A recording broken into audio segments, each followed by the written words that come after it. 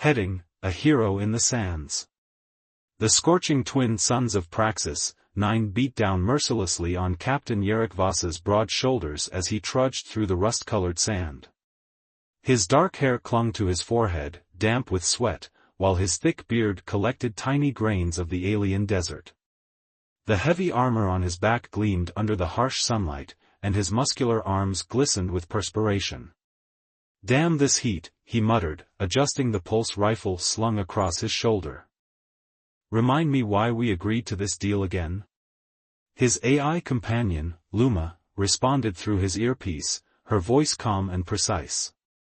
"Because the Praxian mineral deposits are worth approximately 2.8 million credits, sir. And because you said, and I quote, 'How bad could a little desert trading mission be?'" Yarrick grunted. "Smart ass." The settlement of the Praxian natives appeared on the horizon, a collection of stone structures with smoke rising from several fire pits. As he approached, Yarrick noted the primitive yet effective design of their dwellings, carved directly into the rocky outcroppings that dotted the landscape. The natives themselves were a sight to behold, hulking reptilian humanoids with thick, leathery hides in various shades of brown and green. Their yellow eyes, with vertical pupils, tracked his movements with predatory focus. "Remember," Luma advised, "the Praxians value strength above all else. Show no weakness." "When have I ever?" Yarrick replied, squaring his shoulders and striding confidently into the center of the settlement. The chieftain, distinguishable by the elaborate bone ornaments adorning his massive frame, stepped forward. He towered over Yarrick by at least 2 feet, but the human captain didn't flinch. "Human traitor," the chieftain growled in broken galactic standard. "You bring weapons, as promised?" Yarrick nodded, reaching slowly for the case at his side. "Top-of-the-line pulse rifles. Military grade, just as we discussed." The negotiations proceeded tensely but smoothly, until a piercing scream cut through the air. Yarrick's head snapped toward the sound, his light blue eyes narrowing as he spotted the source. Near the largest fire pit, suspended from a crude metal frame, hung a female figure. Her skin was a vibrant emerald green, contrasting sharply with her flowing golden hair. She wore a tight black outfit with strategic cutouts that revealed patches of her shimmering skin. Her wrists and ankles were bound with thick rope, and she dangled precariously above the growing flames. "What the hell?" Yarrick muttered. "Sir," Luma interjected, "that appears to be a Zephyrian female. They're extremely rare outside their home system." The alien woman's eyes, a striking amber, locked with his across the distance. Fear mingled with desperate hope as she spotted him. "Help me," she called out in perfect galactic standard. "Please." The chieftain followed Yarrick's gaze and made a dismissive gesture. "Just meal preparation. Zephyrian flesh very tender, very sweet. Special occasion." Yarrick felt something twist in his gut, a mixture of disgust and determination. Without fully understanding why, he knew he couldn't leave her to that fate. "How much?" he asked abruptly. The chieftain tilted his massive head. "What? For the woman? How much?" Yarrick repeated firmly. The reptilian leader laughed, a harsh, grating sound. "Not for trade. Zephyrian female, great delicacy." Yarrick's mind raced. The weapons in his case were meant for an entirely different deal, one that would secure him mining rights on Taurus Prime. Without those weapons, that deal would fall through. But the woman's eyes hadn't left his. There was intelligence there, and a fierce will to live that resonated with something deep inside him. "The weapons," Yarrick said firmly. "All of them. In exchange for her." The chieftain's yellow eyes widened in surprise, then narrowed calculatingly. "All weapons, for one meal?" "She's not a meal," Yarrick growled. "She's coming with me." After a tense moment, the chieftain barked out orders in his native tongue. 2 warriors moved to the fire pit and began untying the prisoner. Sir, Luma warned in his ear, the Taurus Prime deal. I know, Yarrick cut in. We'll figure something out. The prisoner was brought before him, her hands still bound. Up close, her beauty was even more striking, her features delicate yet strong, her golden hair shimmering in the sunlight. A thin sheen of sweat coated her emerald skin, making it gleam like polished jade. You are mine now, the chieftain declared, pushing her toward Yarrick. Trade complete. Yarrick handed over the case of weapons, then turned to the woman. With a quick flick of his combat knife, he cut her bonds. You're not mine, he said quietly. You're free. But you might want to stick with me until we're off this rock. Relief and gratitude flooded her amber eyes. Thank you, she whispered. My name is Kayla. Yarrick Voss, he replied, then gestured toward the path leading back to his ship.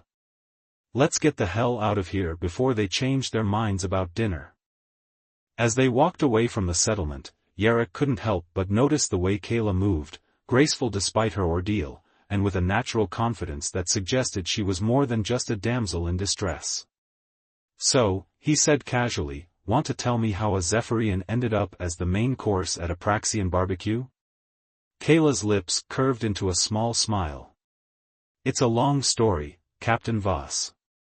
Well, Yarrick replied, glancing back at the settlement receding behind them, we've got a long walk ahead of us. Heading, Secrets in the Sand. The twin sons of Praxis, 9 were beginning their slow descent toward the horizon, painting the desert landscape in hues of amber and gold. Yarrick and Kayla had been walking for nearly an hour, the Praxian settlement now just a smudge in the distance behind them. So, Yarrick prompted again, that story of yours? Kayla's amber eyes darted to him, then back to the path ahead. I was on a diplomatic mission, she began, her melodic voice carrying easily in the still desert air. My people, the Zephyrians, have been isolated for generations. I'm part of a new initiative to establish relations with other species. Diplomatic mission, huh? Yarrick raised an eyebrow. Most diplomats I know don't end up trussed up over a cooking fire. A flash of irritation crossed her features. My shuttle was attacked by raiders. They disabled my engines and forced me to crash land here. The Praxians found me before I could repair my communications array and decided I'd make a nice dinner. Yarrick studied her as they walked. Her movements were precise, economical, trained. Despite her revealing outfit, he noticed calluses on her hands that didn't match the story of a sheltered diplomat. You know, he said casually, for someone who was about to become alien barbecue, you're remarkably composed. Kayla's lips curved into a slight smile. My people are known for our resilience, Captain Voss. Yarrick, he corrected. And resilience is one thing. Combat training is another. Her stride faltered for just a moment, barely perceptible, but enough for Yarrick to catch. What makes you think I have combat training? The way you move, Yarrick replied. The way you scan our surroundings. The fact that you've been keeping track of our position relative to my ship, even though I haven't told you where it is. He grinned. I'm guessing diplomatic mission is a bit of a simplification. Kayla regarded him for a long moment, then sighed. You're more observant than most humans I've encountered. Part of staying alive in this business, Yarrick replied. So, what's the real story? Before she could answer, Luma's voice came through his earpiece. Sir, I'm detecting movement behind us. Multiple signatures, moving fast. Yarrick spun around, his hand automatically reaching for his sidearm. In the distance, a cloud of dust was rising from the direction of the Praxian settlement. Damn it, he muttered. Looks like our reptilian friends are having second thoughts. Kayla followed his gaze, her expression hardening. They're coming for me. What makes you so special? Yarrick asked, already calculating their options. His ship was still at least 2 miles away, over rough terrain. They couldn't outrun the Praxians, who were built for this environment. Kayla's hand went to a pendant at her throat, a small, glittering green gem that Yarok hadn't noticed before. "This," she said simply. "It's a Zephyrian star crystal. Extremely rare, even on my world. To the Praxians, it's worth more than all your weapons combined. And you're just mentioning this now?" Yarok growled, grabbing her arm and pulling her toward a nearby rock formation. "We need cover. Move." They sprinted across the sand, the distant roar of Praxian vehicles growing louder. Reaching the rocks, Yarok pushed Kayla behind the largest boulder and drew his pulse rifle. "Sir," Luma warned, "I count 6 vehicles, approximately 20 Praxians, all armed." "Fantastic," Yarok muttered. He turned to Kayla. "Any other secrets I should know about before they get here?" Kayla's emerald skin seemed to glow brighter with her rising emotion. "I'm not just a diplomat," she admitted. "I'm part of the Zephyrian Special Forces. My mission was to establish contact with potential allies against the Krylos Empire." "The Krylos?" Jarek's eyes widened. "Those bastards have been expanding their territory for years, taking over systems, enslaving populations." "Yes," Kayla nodded. "They've set their sights on Zephyria next. My people are powerful, but few in number. We need allies." The approaching vehicles were close enough now that Yarok could make out individual Praxians, their massive forms hunched over primitive but effective hover bikes. Each carried crude but deadly-looking weapons. "Well," Yarok said grimly, checking his rifle's charge, "I hope those special forces skills of yours are up to scratch, because we're about to have company." To his surprise, Kayla reached down and tore away a section of her tight black outfit at the thigh, revealing a slim metallic device strapped to her leg. With a flick of her wrist, it extended into a staff of gleaming silver metal. "My skills are adequate," she said with a hint of a smile. "Though I would have preferred not to reveal them quite so soon." The first of the Praxian vehicles skidded to a halt about 50 yards from their position. The chieftain's voice boomed across the distance. "Human. Return Zephyrian female. Keep weapons. Fair trade." "I don't think so," Yarok called back. "Deal's a deal." The chieftain roared in anger. "Then we take both." The Praxians charged, their hover bikes kicking up clouds of rust-colored sand. Yarok took aim with his rifle, targeting the lead bike's engine. The pulse blast hit its mark, sending the vehicle into a wild spin that crashed into another bike. 2 down, 4 to go. Beside him, Kayla vaulted over the boulder, her silver staff whirling in a deadly arc. She moved with incredible speed and precision, her emerald skin a blur against the desert backdrop. The nearest Praxian swung a massive club at her head, but she ducked under it effortlessly, bringing her staff up into his jaw with a sickening crack. Yarok had no time to admire her technique as 2 more Praxians converged on his position.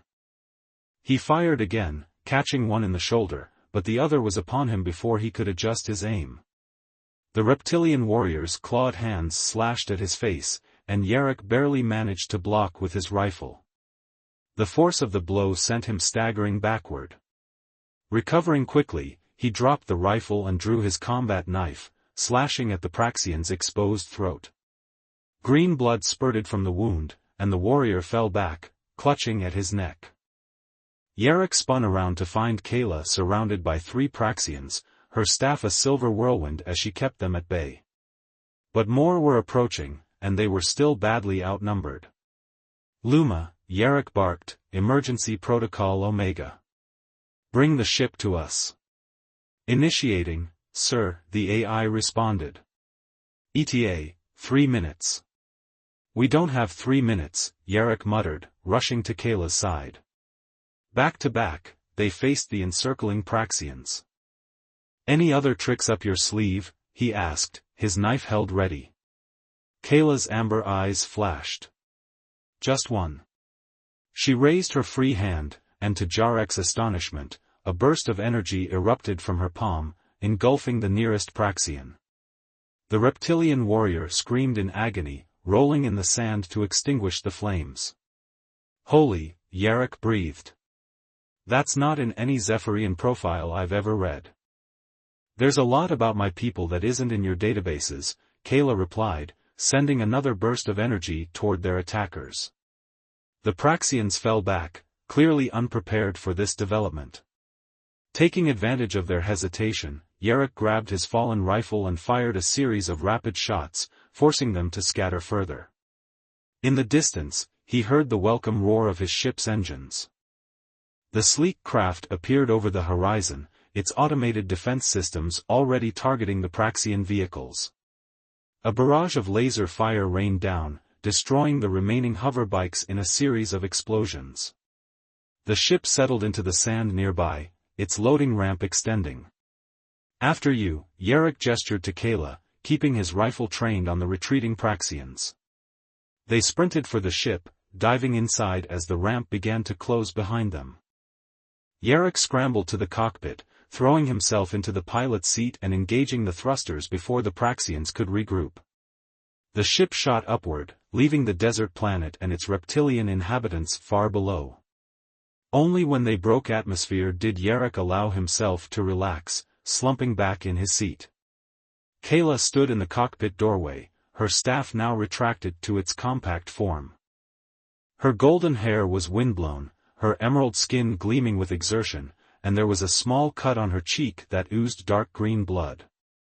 "So," Yarrick said, turning to face her, "energy powers, combat training, and a mission to save your planet from the Krylos. Any other surprises I should know about?" Kayla's amber eyes met his, and a slow smile spread across her face. "Many, Captain Voss. But perhaps we should catch our breath before I reveal them all." Yarrick couldn't help but return her smile. "Fair enough. But first things first." He gestured to her torn outfit. "The ship's fabricator can make you something less revealing, unless that's a Zephyrian fashion choice." Heading: Shadows in the Stars. The Starblade, Jarek's modified Terran Corsair-class freighter, sliced through the darkness of space, its engines humming with reassuring power. In the ship's small galley, Yarrick poured 2 glasses of amber liquid from a bottle labeled Kentucky Bourbon, Earth import. Kayla had changed into a simple black jumpsuit from the ship's fabricator, though she'd kept her star crystal pendant. The outfit hugged her emerald form in a way that made Yarrick acutely aware of her alien yet undeniably feminine physique. "So," he said, sliding one glass across the table to her, "tell me about this crystal of yours." Kayla's slender fingers wrapped around the glass. She studied the bourbon with curiosity before taking a tentative sip. Her amber eyes widened slightly at the taste, but she didn't comment on it. "It's not just jewelry," she said, touching the pendant at her throat. "This star crystal contains encrypted military intelligence about Krylos' fleet movements, defense codes, and weaknesses in their flagship designs."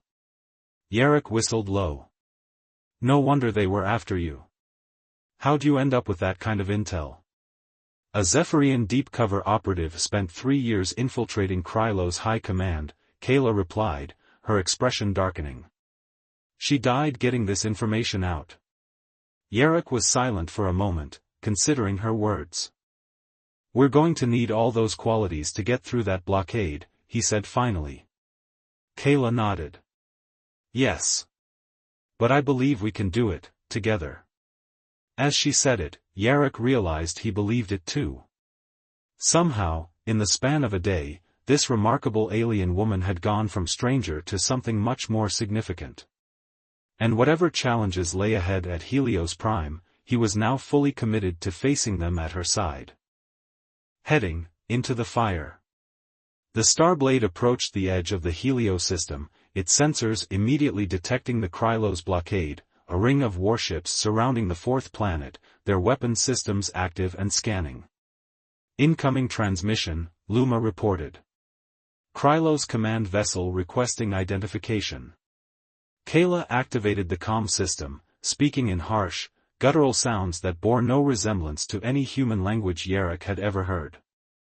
"They're requesting our authorization codes and cargo manifest," she translated, her fingers dancing over the console as she transmitted the forged documents they'd prepared. 10 seconds passed. Yarrick kept the Starblade on a steady course, fighting his instinct to make evasive maneuvers as they approached the blockade. Sweat beaded on his forehead, but he maintained the rigid posture of a Krylos pilot. "They're processing our credentials," Kayla murmured. "Standard procedure." Another transmission came through. Kayla responded, her voice perfectly mimicking the emotionless efficiency of Krylos communications. "They've assigned us an approach vector to Helios Prime," she said, relief evident in her voice. "Transmitting coordinates now." Yarrick adjusted their course according to the provided vector. The Starblade glided between two massive Krylos warships, their weapons ports glowing with barely contained energy. One direct hit from those cannons would vaporize the Starblade instantly. "Steady," Kayla whispered, though whether to him or herself, Yarrick wasn't sure. They passed the first line of defense without incident. The second ring of ships loomed ahead, these positioned closer to the planet itself. Another transmission, Luma warned. "Different frequency." Kayla frowned, listening to the incoming message. "They're requesting visual confirmation of cargo. This isn't standard procedure." Yarrick felt his stomach tighten. "Can we fake it?" "No," Kayla said, her voice tense. "They want to see inside our hold. They're suspicious." "Options?" Yarrick asked, his mind racing. Kayla's amber eyes met his, determination replacing fear. "We need a distraction. Something big enough to disrupt their scanning protocols." Yarrick grinned suddenly. "I think I know just the thing." He turned to the console. "Luma, prepare the shadow drive for emergency burst. Target the command vessel sensor array." "Sir, using the shadow drive as a weapon will likely result in catastrophic." "Just do it," Yarrick interrupted. "On my mark." He looked at Kayla. "When I give the signal, be ready to transmit an emergency protocol alert in Krylos. Tell them we've detected a radiation leak in our engine core." Understanding dawned in her eyes. "Creating confusion in their command structure." "Clever." "That's me," Yarrick replied with a wink. As they approached the second ring of ships, Jarrek's hand hovered over the shadow drive controls. Timing would be everything now. "Mark." The shadow drive activated with a surge of power that made the Starblade's lights flicker. Instead of masking their signature, Yarrick had modified it to emit a focused pulse of disruptive energy directly at the Krylos command vessel sensor array. Simultaneously, Kayla transmitted the false alert, her voice carrying the perfect note of Krylos' urgency. The effect was immediate. Alarms blared across the Krylos network as the command vessel sensors went offline. The blockade formation began to break as ships moved to compensate for the sudden loss of coordination. "Vector to Helios Prime, maximum thrust." Yarrick ordered, pushing the Starblade's engines beyond safety parameters. The ship shot forward, streaking through the gap that had opened in the blockade. Behind them, the Krylos vessels scrambled to re-establish their formation, but the confusion bought precious seconds. "They're locking weapons," Kayla warned as the first shots fired, energy beams slicing through space around them. Yarrick executed a series of evasive maneuvers that no Krylos pilot would attempt, instantly giving away their deception. But they were already past the main blockade, racing toward Helios Prime's atmosphere. "Entering planetary atmosphere in 30 seconds, Luma reported. Krylos pursuit vessels launching. Can we reach the Zephyrian outpost before they catch us?" Yarrick asked, his hands flying over the controls. Kayla checked the navigation system. "Yes, but it will be close. The outpost is on the far side of that mountain range." The Starblade plunged into Helios Prime's atmosphere, its hull glowing red with friction.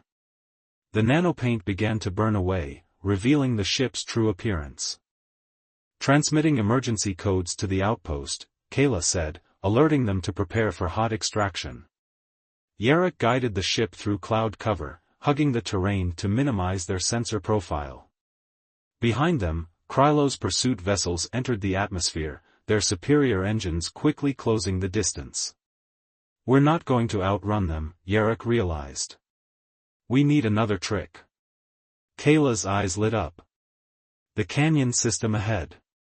Krylo's ships are too large to navigate it effectively. Canyon it is, Yarrick agreed, banking the Starblade sharply toward the jagged rift in the planet's surface. As they raced toward what might be their salvation, or their doom, Yarrick cast a quick glance at Kayla. If these were to be their final moments together, he wanted to remember her like this, fierce, determined, and absolutely magnificent. The Starblade screamed through the canyon, its hull scraping against stone walls as Yarrick pushed the ship to its limits. Behind them, two smaller Krylo's pursuit vessels had managed to follow, their weapons' fire illuminating the narrow passage with flashes of deadly energy. Outpost coming up in 30 seconds. Kayla called, her fingers dancing across the navigation console. Yarrick nodded, sweat beading on his forehead as he executed another tight maneuver. Luma, prepare landing protocols, and keep those defensive systems hot. The canyon widened suddenly, revealing a plateau nestled between towering mountains. The Zephyrian outpost stood at its center, a collection of elegant structures that seemed to glow with an inner fire, their architecture both alien and beautiful. Receiving landing clearance, Kayla announced, relief evident in her voice. They're activating defensive shields. As the Starblade cleared the canyon mouth, a shimmering barrier of energy sprang to life behind them. The pursuing Krylo's vessels slammed into it, exploding in twin fireballs that briefly outshone Helios Prime's distant sun. Yarrick guided the ship to a gentle landing on the designated pad. As the engines powered down, he turned to Kayla with a triumphant grin. Not bad for a smuggler, huh? She leaned across the console and kissed him fiercely. Not bad at all, Captain Voss.